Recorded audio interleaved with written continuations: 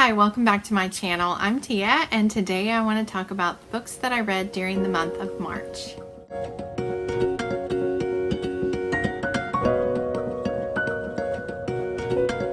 During March, I managed to read 11 books and I DNF'd one book, and today I'm going to talk about them in the order that I liked them, from the one that I enjoyed the least all the way up to the one that I enjoyed the most. So I'm going to start with the one that I did not finish, or the one that I DNF'd, and that one is Mulligan Stew by Deb Stover. So this one is a book that was being read for the Bitter Single Ladies Read Romance book club that is held by Angie at Literary Labors and Rainy at Rainy Day Reads. And I will link their live show for this video down below, so you can go and check that out if you are interested in this book. But in March, they wanted to read a book that was set in Ireland, and so this is the one that they chose, and I ended up trying to read it along with them so I could join in on the discussion with this book club for this book, but I ended up just not making it all the way through. I read 160 pages. I think it was exactly at 50%, and I just couldn't do it anymore.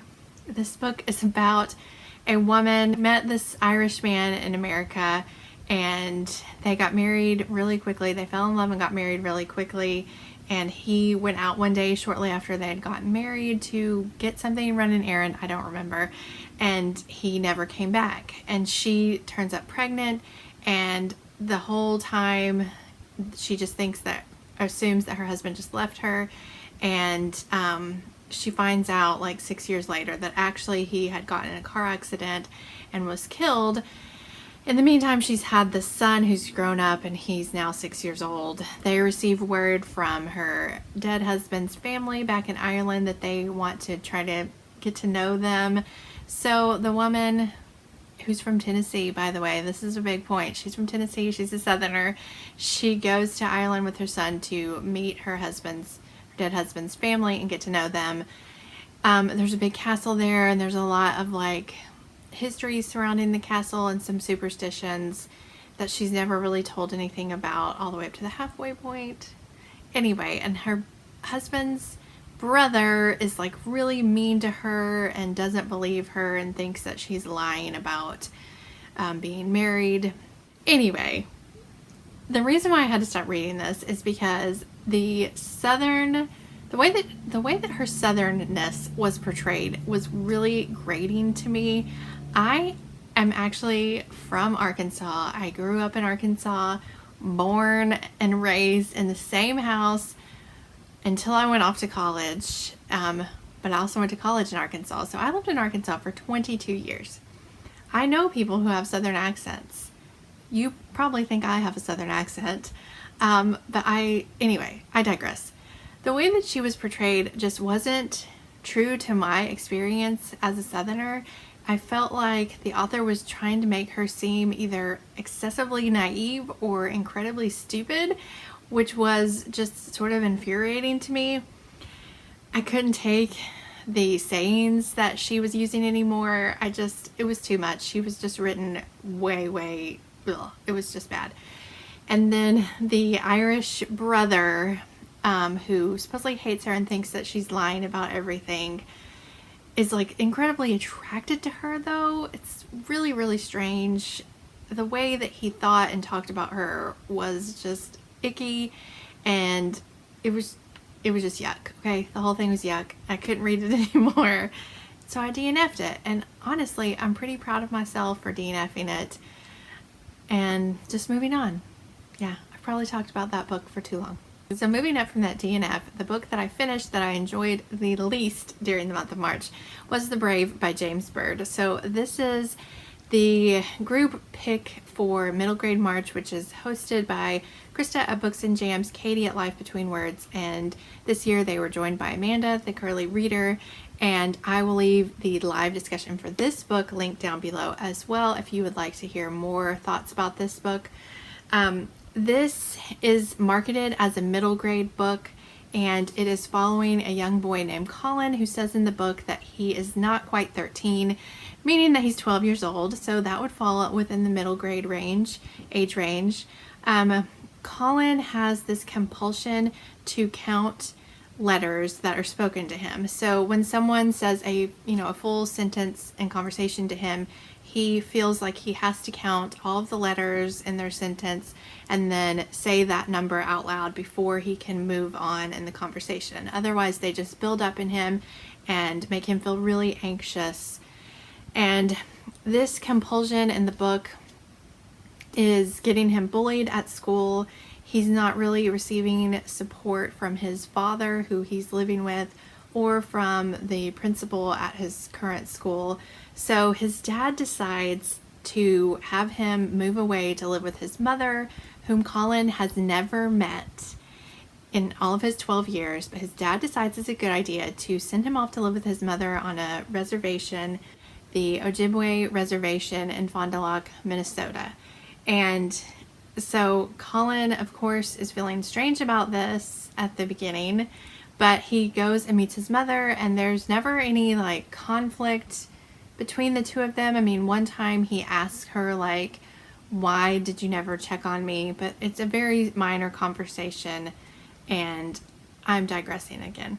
Anyway, so he goes to live with his mother on this reservation, and the story just goes on from there. He ends up meeting the next door neighbor of his mom, who's this young girl who they never say how old she is, but we're assuming that she's close to Colin's age. I don't want to give you spoilers on this book in case you're interested in reading it, and honestly, it's hard for me to know what you would consider to be spoilers and what you wouldn't. So if you don't want to know anything about this book, just skip over this part. I will leave a timestamp down below for the next book that I'm going to talk about if you want to skip this part.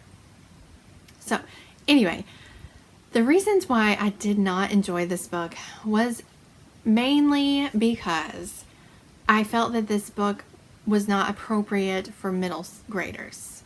So without getting into like parenting issues and that type of thing, because everyone is gonna think that certain things are acceptable for their kids that I might not think are acceptable, and I might think things are acceptable for my kids that you don't think are acceptable. You know, it's a whole big thing. But for me, when I'm reading middle grade books, one of the main things that I'm looking for is, can I share this with my children? So I have a 7-year-old, a 10-year-old, and a 13-year-old. And this book I would not personally feel comfortable giving to any of them, honestly. I am not Ojibwe. I don't have Native American descent, or I'm not of a I'm not of Native American descent, so I cannot speak to whether or not this representation is correct, is good. So I have to set all of that aside. Now, I can tell you that I have seen some good reviews from Native American readers and some bad reviews from Native American readers, so I think there are people on both sides of the fence as far as that goes. But for me, there were issues with the book that were more of a parental nature. I think that the romance in here that was portrayed was too intense personally for middle graders, and you may tell me that I'm naive to think that, I totally get what you're saying. There can certainly be middle graders who are having romantic relationships, but for me as a parent to my own children, it's not something that I want to promote for them to be involved in at this age. If this book had been, if Colin had been aged up to like a 16-year-old and this had been marketed to 16-year-olds, I would have felt completely different about this book. That is just a very, very small part of what I didn't like about the book, because there's a whole bunch of like minor things that happened that fit into the fact that I don't think it's appropriate for my children to read. But I don't want to nitpick the book to death. I do think that there are still parts of it that have merit. I just want to say that I hate not liking books. It like physically pains me to have to get on a video and talk bad about a book. It makes me uncomfortable because I know that there are people out there who really enjoyed this book, and I don't want to offend you or hurt your feelings or make you think that I think that your opinion is any less valid than mine, because it's not. It's just that I didn't personally enjoy reading this book. There were things in here that rubbed me the wrong way, and I would not pass it on to my children at their current age. The end. Next is In the Shadow of Blackbirds by Kat Winters. This is a book that I buddy read with Kelly from Cozy Reader Kelly, and this is a young adult novel that takes place in California during the Spanish flu outbreak, and it was really interesting given the fact that we are currently in a pandemic, starting to come out of it. But so we really enjoyed that aspect of the book, seeing her like be traveling on a train where everyone is wearing masks and being worried about people who are coughing around you, that kind of thing. It was interesting to read about, but this book was also kind of strange. I don't know how to explain it to you. Okay, so In the Shadow of Blackbirds follows this young woman named Mary, whose father has recently been arrested for having some political leanings that have been deemed unpatriotic. So she has to go and live with her aunt, and where her aunt lives is also the home of where her childhood sweetheart lives, and he has actually gone off to war. But she has been in contact with his brother. You can tell there's a whole history and sort of a not liking between his brother and her. And her brother is actually a spirit photographer, which is apparently a trendy thing back then. Spirit photographers, they would take your picture and the spirit of one of your lost loved ones would show up in the picture, and people would pay a lot of money for this. And I think seances were pretty popular during this time period as well. So that aspect of the story was pretty interesting because I've never read anything about that before. And I enjoyed following Mary's journey, and I enjoyed hearing about the Spanish flu. However, this book was, I don't want to say juvenile because that sounds insulting, and I don't mean to be insulting. It's just that the plot was not very in-depth or very well developed, and the character relationships were not very well developed as well. The writing was okay, and I enjoyed the story. It was easy to fly through, but it just wasn't anything it wasn't anything majorly great. It was just okay. There are definitely things about it that kind of veered into strange and annoying. That would be spoilery of me to talk about. But yeah, I don't know. Kelly really didn't enjoy this one, and if you want to hear a second opinion on this one, I will try to find her video where she talks about it and link it down below. Okay, next is Dry by Neal Shusterman and Jared Shusterman. So this book is another book that takes place in California, and this one is sort of an apocalyptic book that is following a group of teenagers during a drought or a water crisis that's happening in California.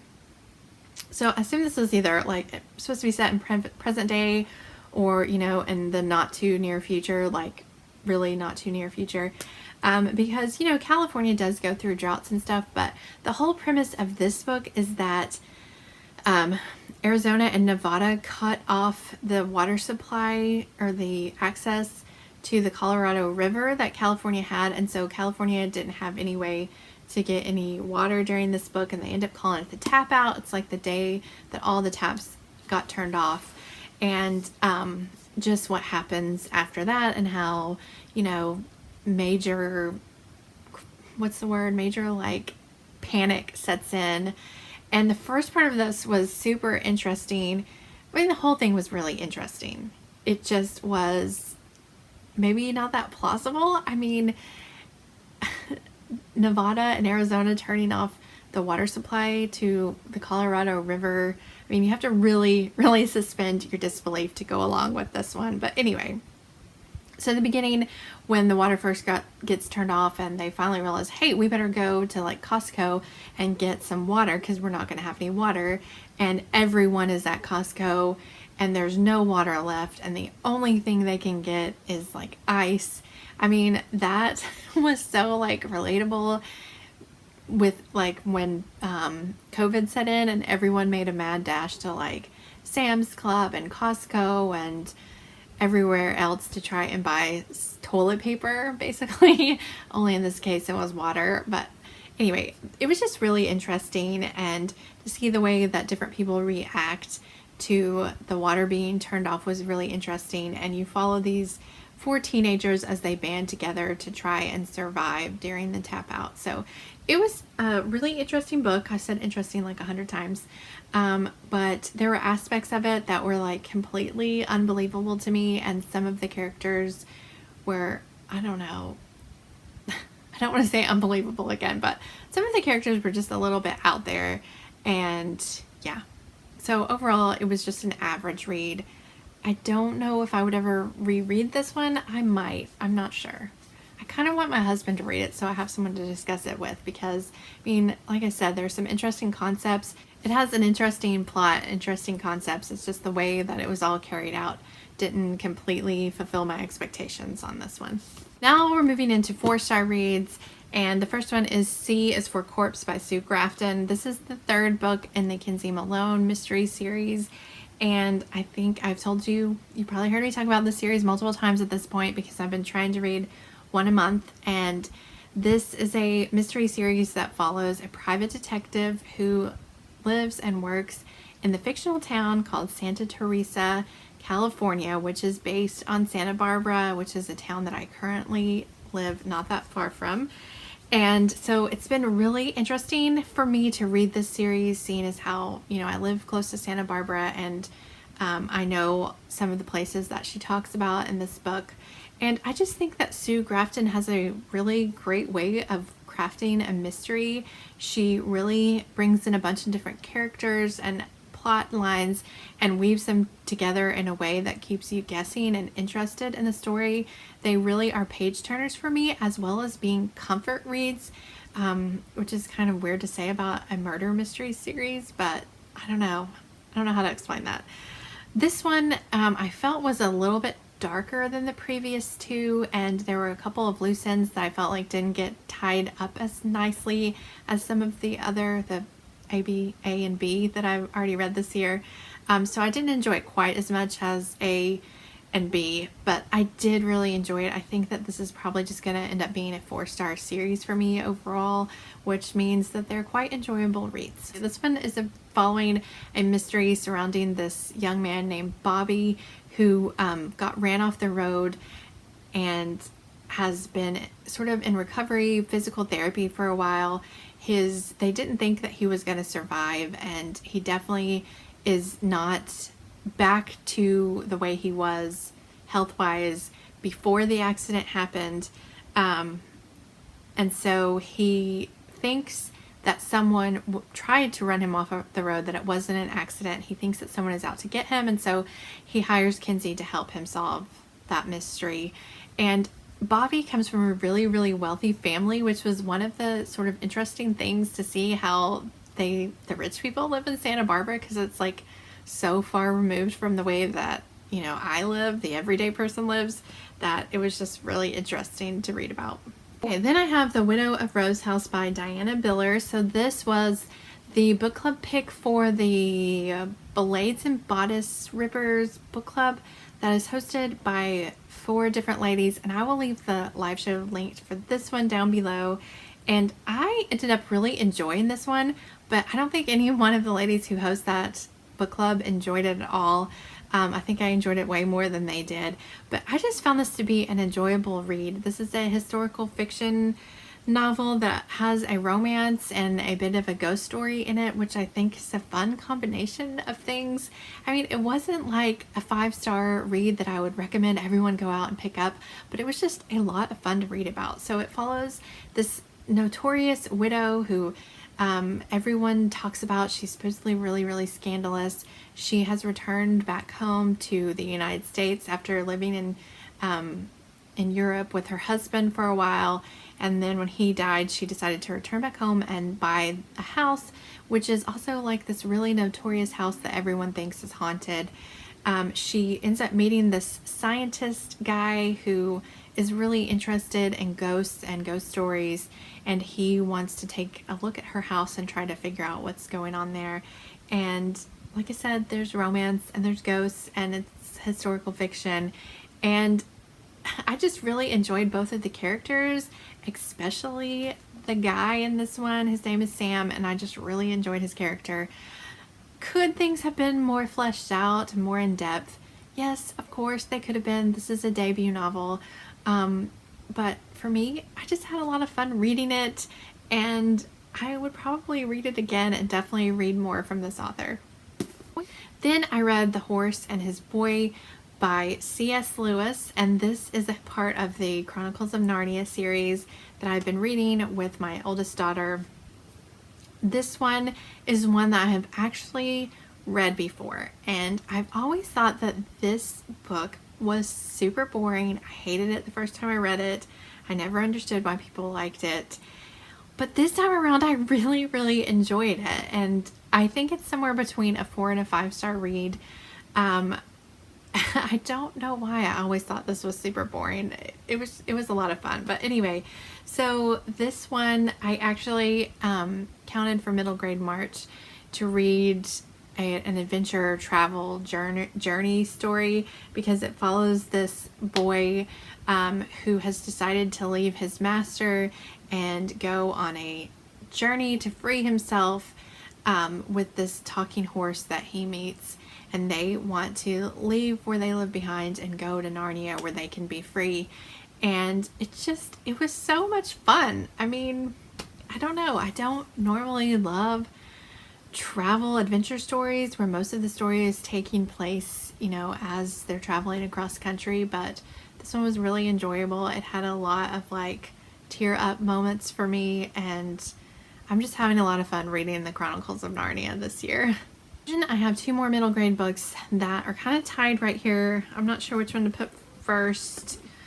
I'm going to go with this one. So this is The Search for Wondla by Toni DiTerlizzi, and I also read this with my daughter as well, and I think that this would count for middle grade March for strong family aspects.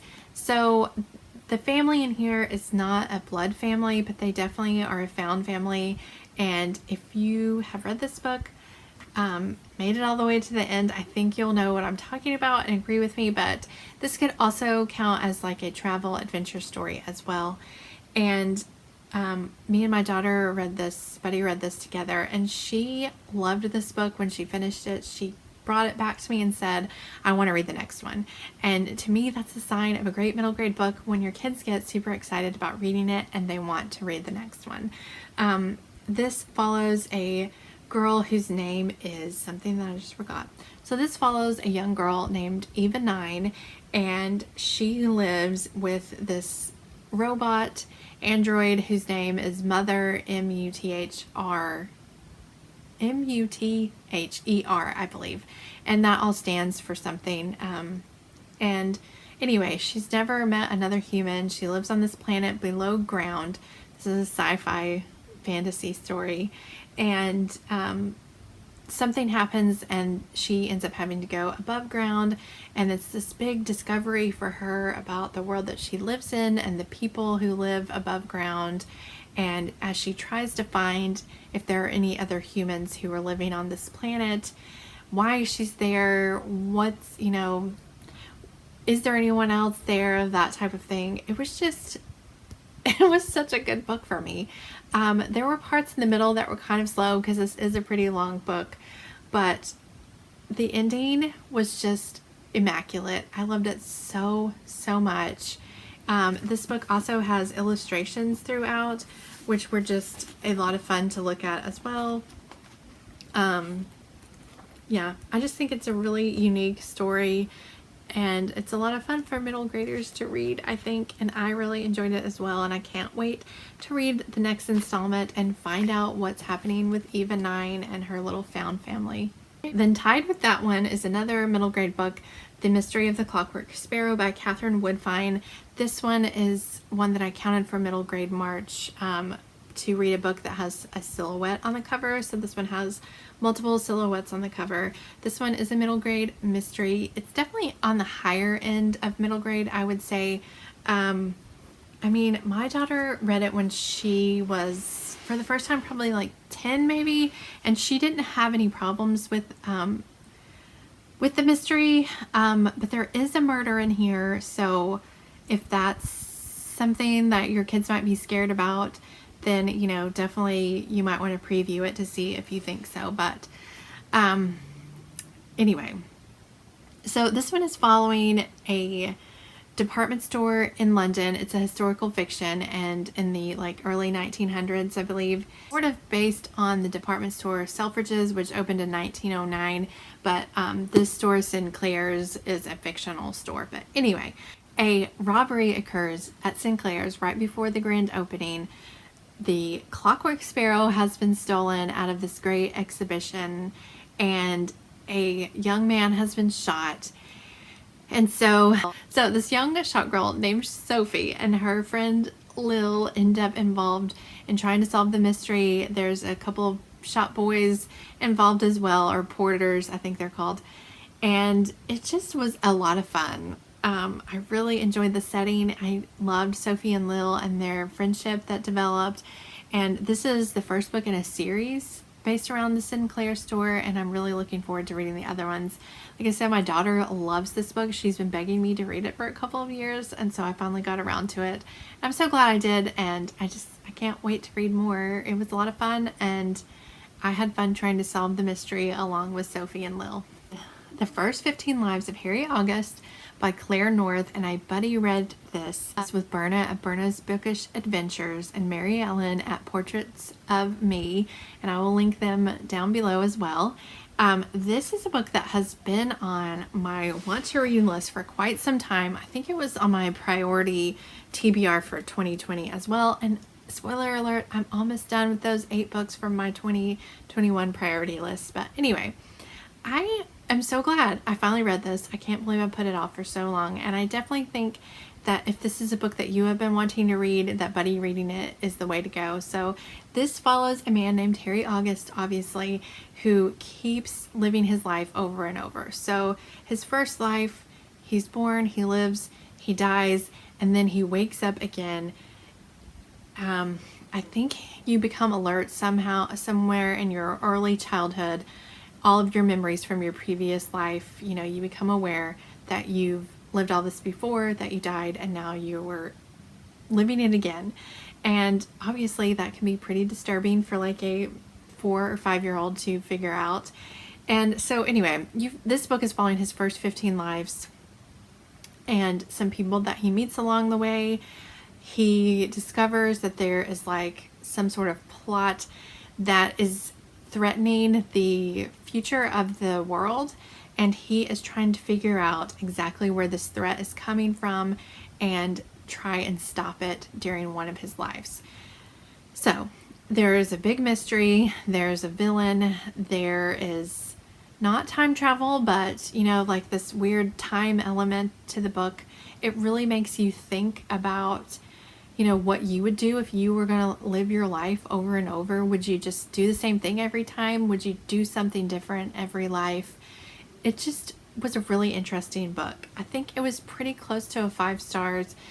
The only thing that I think kept it from a 5-star was that at times it was confusing and a little bit overwhelming, I think is what kept it from being a 5-star. And the plot, it was definitely more of a plot book than a character book. You did get to know Harry, but I never felt like majorly connected to him the way I did in Life After Life. I felt like that one focused more on the characters than the plot, and this one was more of plot than characters. But this one was incredibly thought-provoking. I really enjoyed it, and I would love to read more by Claire North. I think that she has, you know, just, at least in this book, a real way of making you think about things outside of just the parameters of the book. So yeah, I definitely recommend this one if you haven't read it already. Finally, I did have 2 5-star reads, and one of them was a reread. So when I was a young girl, my favorite book series was The Babysitter's Club by Anne M. Martin, and I had a huge collection of Babysitter's Club books. I remember we used to get those little Scholastic order forms at school, and I would always order as many as my mom would let me of the Babysitter's Club that were in there. And I remember that a lot of my friends really like Sweet Valley Twins, and I read a couple of those. I didn't love them the way I loved this series. And I regrettably I donated my huge collection of them about 5 years ago. I had asked my kids if they wanted to read them. My daughter read like the first two, said she didn't want them. And you know, we move around a lot, and so I was like, well, I guess I'm just not going to keep these. And I donated them all. My daughters have had the graphic novels. I think they have all the ones that are out right now. And I have been wanting to read those, but I wanted to go back and reread the original story before I dove into the graphic novels and watched the TV show with them. And so I finally replaced the Kristy's Great Idea. So then I had to settle for buying this one that's not the original cover. Makes me sad because I used to have the original cover, but anyway, the story is still the same inside, and I just love the series. Now, I cannot, like, what's the word? I can't unbiasedly say that this is a great book, and I can't unbiasedly recommend it to everyone, but purely for nostalgia, maybe I'm totally being swayed by nostalgia. It's definitely a 5-star read for me. It brought back so many memories for me of how much I loved this series and how much I love these girls, which girl was my favorite, how annoyed I would get with Kristy.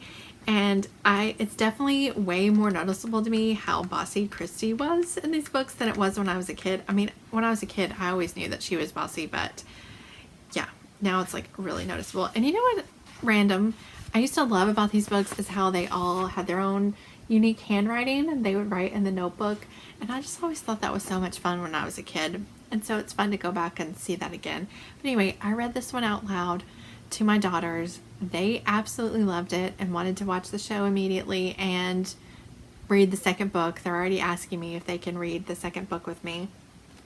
So that's great. I'm enjoying sharing these with my kids, but I'm sure you already know what this book is about, but it's about 4 7th graders, one of which is Kristy Thomas, who has this great idea to form a babysitters club. They hold meetings 3 times a week, and that way clients can call in and reach 4 babysitters all at once, and they can schedule their appointments instead of like having to call around to different people to try to find a babysitter. They can just reach 4 babysitters all at once. It's just really fun, cute, pure nostalgia goodness. And then after I read that, I read my daughter's graphic novel adaptation of the Babysitters Club, and I was actually really surprised by how faithful this book is to the text, to the chapter version, whatever you want to call it, to this version. So it's almost word for word exactly the same. I mean, obviously they have to leave some things out, and they changed what color Boo Boo's fur is, which bothered my kids, but and there's a few other very minor details that were changed. But overall, I think these are a very faithful adaptation to the books. I will say that after that, we watched the first episode of the Netflix show, which is called Kristy's Great Idea as well, and it was not a faithful adaptation. It was cute and all. I think you just have to go into it knowing that it's not going to be like the books. And my kids are really, really into like, oh, they changed everything. This isn't like the book at all. Why did they change that? Why did they do that? And so it really bugged them. As a purist at heart about this series, it bugged me too. Although I can appreciate it for what it is. Yeah, I don't know. The series, I'm sure we'll watch the other episodes, but I don't have a love for them like I have for the books. So there's that. That was a really long-winded wrap-up. Those are all the books that I read during the month of March. I had a great reading month of March. I did several buddy reads, which I always enjoy. They really have been helping to keep me on track with everything that we have going on. I think if I didn't have buddy reads, that I might not have read anything this month. So yeah, thanks to everyone who did buddy reads with me in March, as well as my kids. They're definitely keeping me reading as well. Let me know if you've read any of these books that I talked about and what you thought about them, or let me know what your favorite thing was that you read in March and you think that I would enjoy as well. I hope that you are all doing well and staying safe, and I will see you next time.